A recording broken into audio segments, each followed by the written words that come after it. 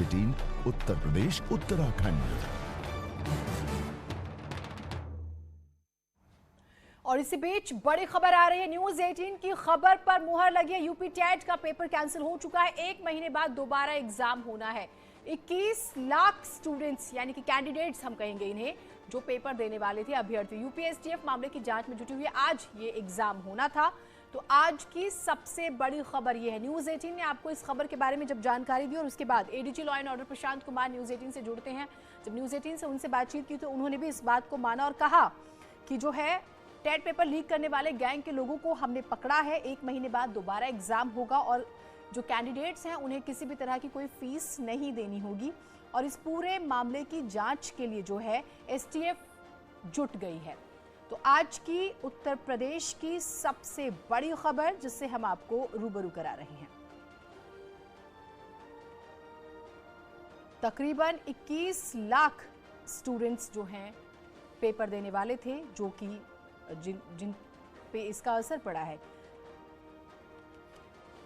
तो Noida exam centre TET का paper leak आप देख रहे हैं, गाजियाबाद सेंटर, अलग अलग सेंटर्स से जो है अब खबरें आ रही हैं। मुजफ्फरनगर की ही बात कर ले तो 21 सेंटर्स थे और यहां पर भी प्रभाव पड़ा है इसका। न्यूज 18 पर कुछ देर पहले पेपर लीक की खबर की पुष्टि एडीजी कानून व्यवस्था प्रशांत कुमार ने की। जी धन्यवाद। मैं अवगत कराना चाहूंगा आपके माध्यम से कि उत्तर प्रदेश सरकार किसी भी परीक्षा में शुचिता और पारदर्शिता बनाए रखने के लिए कमिटेड है और एसटीएफ की टीम ने इस पूरे गैंग को पकड़ा है जिन्होंने लीकेज किया है और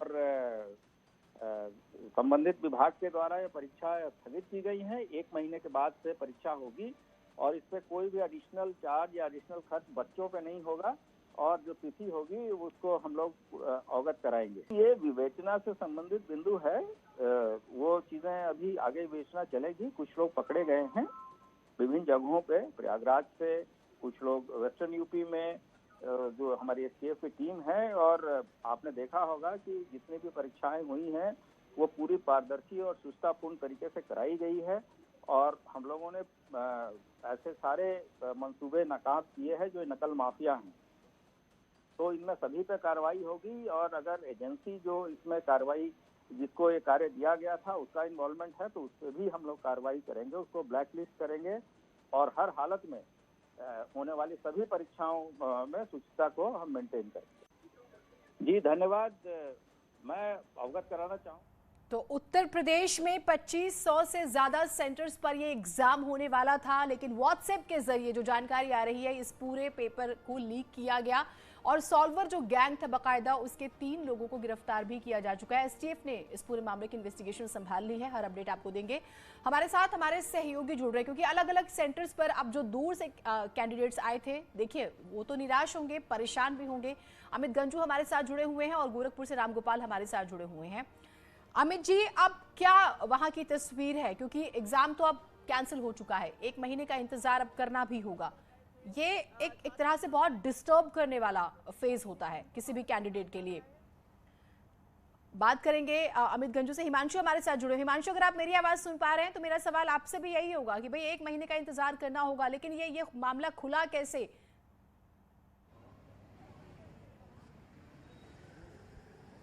जी बिल्कुल, देखिए मामला जो है जिस तरीके से सोशल मीडिया पे ये वायरल हो रहा था, उसके बाद इसकी जांच पड़ताल की गई।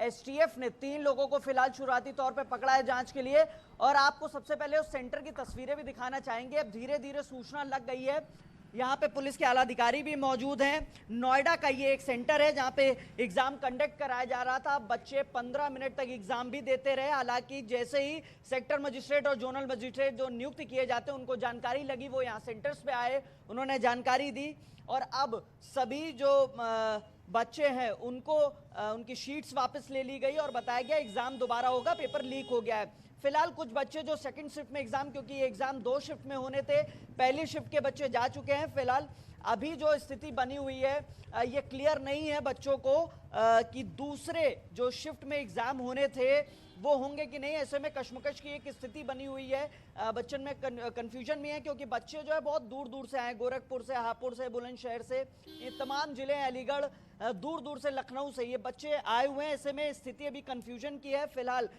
स्कूल के बाहर कुछ बच्चे भी मौजूद हैं और कुछ लोग भी, हम उनसे भी बात करने की कोशिश करते हैं। मैम, कहाँ से आई हैं आप? सर मैं जयपुर से आई हूँ, पर मैं स्पेशली से एग्ज़ाम के लिए यहाँ आई हुई थी। अच्छा, क्या बोला जब आप एग्जाम देने गई अंदर? सर कुछ बताया ही नहीं था काफ़ी टाइम तक, कह रहे हैं हमारे पास कोई इन्फॉर्मेशन नहीं है, कुछ भी नहीं बताया था। काफ़ी टाइम तक हम ऐसे ही बैठे रहे। 5 मिनट के अंदर हमसे पेपर ले लिया गया था और कोई रीज़न ही नहीं बताया जा रहा था। वो तो हम जब बाहर आए हैं, सर से पूछा है, तब जाके पता चला है, अदरवाइज हमें पता क्या ही बोला है? सेकंड अब क्लियर हो गया है सेकंड शिफ्ट वाला भी आप लोगों को? सर अभी भी इसकी कोई जानकारी नहीं दी है क्लियर किसी ने। कहाँ से आए आप? फिरोजाबाद से। क्या बताया अंदर सेंटर्स पे? अभी अंदर बताया गया है कि एक पेपर कैंसिल हो गया, दूसरे पेपर का अभी क्लियर इन्फॉर्मेशन नहीं है। बोल रहे हैं कि वो भी कैंसिल हो सकता है, बाकी पता दूसरे को लेकर जाहिर तौर पे बच्चे कह रहे दूर-दूर हैं। से ठीक आए। बात है, जी। मैं आपके पास आती हूँ। दूसरे पेपर को लेकर भी सोर्सेज कह रहे हैं कि शायद वो भी कैंसिल हो सकता है और हो भी गया, ऐसी भी खबर आ रही है, लेकिन हम इसके भी पुष्टि नहीं करते, थोड़ा सा इंतजार करना होगा। लेकिन ADG law and order Prashant Kumar को आपने सुना। देखिए 2500 से ज्यादा सेंटर्स पर कितने जो अभ्यर्थी हैं वो परेशान हो रहे हैं।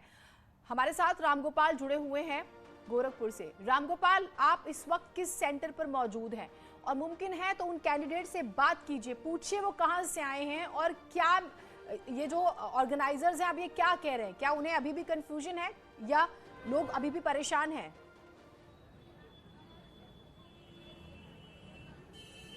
बिल्कुल बिल्कुल, इस वक्त मैं गोरखपुर के सेंट्रल ड्यूज कॉलेज पे खड़ा हूं और यहाँ पे जिस सेंटर पे मैं खड़ा हूं वहाँ पे 550 जो बच्चे थे उनको पेपर देना था और न्यूज 18 के माध्यम से ही यहाँ पे लोगों को पता चला कि पेपर कैंसिल हो गया। आपको एक तस्वीर मैं दिखाऊं, ये देखिए एक छोटा सा बच्चा जिसको उनकी माँ ने जमीन पे लिटा रखा है, ये यहाँ पे आई हुई है और बच्चे को लेकर आई थी पेपर देने के लिए। अब जो यहाँ के अभ्यर्थी हैं उनको बहुत कुछ नहीं पता है, वो अभी भी कंफ्यूजन में है कि सेकंड पाली का होगा कि नहीं होगा। लोग बार बार पूछ रहे हैं मैम कितनी परेशानियों का सामना करना। बहुत ज़्यादा, सुबह ठंड में ही आया है, इतना ज़्यादा ठंड था कि बच्चे को भी परेशानी हुई, मुझे भी बहुत परेशानी। पेपर लीक होने से बहुत दुख हुआ हमें। बहुत दुख हुआ मैम। कहाँ से आई हैं आप? Gorakhpur medical college. यानी ये गोरखपुर शहर से ही है, करीब 15-17 किलोमीटर दूर से आई हैं, लेकिन अपने साथ छोटे से बच्चे को लेकर आई हुई हैं और यहाँ पे जब पेपर निरस्त हुआ तो अब ये बेहद दुखी हैं कि है। और यही नहीं, इनके साथ ये देखिए यहाँ पे सेंटरों के बाहर ऐसे छोटे छोटे कई बच्चे हैं जो अपने परिजनों के साथ आए हैं। भाई साहब, क्या बताया गया था अंदर? सर बताया गया कि परीक्षा बहुत सुचारू रूप से चल रही थी और जैसे ही अभी 10 मिनट बीता तुरंत कहा गया कि पेपर को आप लोग रख दीजिए और परीक्षा ये निरस्त कर दी गई है। रीजन क्या है ये कोई भी क्लियर नहीं था और कोई भी क्लियर नहीं बताया गया। मैम, आप पेपर देने आई हैं, कब निकली थी घर से? मैं सर हम लोग तो सुबह 7 बजे निकले थे घर से। इतनी ठंड में इतनी दूर आए, इतनी 1 महीने पहले से इतनी तैयारी की है, फिर उसके बाद यहाँ आने पे एग्जाम हॉल में आधे घंटे बाद ही पेपर सब ले लिए, बोले कि परेशानी हुई है। तो यहाँ पे जितने भी अभ्यर्थी हैं उनको परेशानी हुई है और लगातार जो है ठीक है, लगातार लोग परेशान हो रहे हैं और लोगों की परेशानी की खबरें भी न्यूज़ 18 दिखा रहा है। दूर दूर से लोग आए हुए हैं, लेकिन देखिए किस तरह से एक सवाल खड़ा हो गया है फिर से, क्या उत्तर प्रदेश में किसी भी नौकरी की जब हम बात करेंगे तो कोई भी एग्जाम बिना इस तरह के विवाद के बाद हो पाएगा क्या? ये सवाल है। हमारे साथ निखिल जुड़े हुए मेरठ से। निखिल, बुलंदशहर, गाजियाबाद, मथुरा, माना जा रहा है कि यहाँ पे सबसे ज्यादा ये सॉल्वर गैंग सक्रिय रहता है। खबर तो ये है कि जो पकड़े गए हैं वो शामली के रहने वाले हैं। क्या इनपुट है आपके पास? देखिए, एसटीएफ ने इसमें बड़ा काम किया है। एसटीएफ की मेरठ यूनिट ने 3 आरोपियों को गिरफ्तार किया है। तीनों के तीनों शामली के रहने वाले हैं और सॉल्वर गैंग से ताल्लुक रखते हैं। पहले भी इस तरह के काम कर चुके हैं, क्योंकि इनपुट था और उसके बाद ये गिरफ्तारी हुई है। मेरे प्यारे देशवासियों, नमस्कार।